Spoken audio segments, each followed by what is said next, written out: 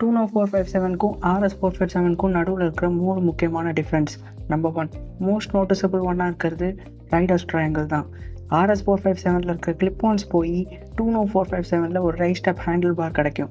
அதனால் உங்களுக்கு much more upright stands இருக்குது. ஃபுட் பெக்ஸாக இருக்கட்டும், சீட்டிங் பொசிஷனாக இருக்கட்டும், வெரி சிமிலர் டு RS457 தான்.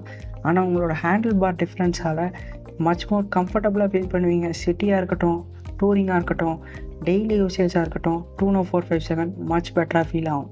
நம்பர் 2, நெக்ஸ்ட் பிக் சேஞ்ச் என்னென்னு பார்த்தீங்கன்னா 20457 ரியர் ஸ்ப்ராக்கெட்டில் 1 டூத் அதிகமாக இருக்குது. அதனால் low and performance RS457 compare பண்ணும்போது மச் பெட்டராக இருக்குது. ஆனால் top and maybe RS457 compare பண்ணும்போது 20457 கொஞ்சம் கம்மியாகலாம். ஸ்ட்ரீட் நேக்கெட்டில் நம்ம அந்த அளவுக்கு எக்ஸ்பெக்ட் பண்ண மாட்டோம்னு நான் நம்புகிறேன்.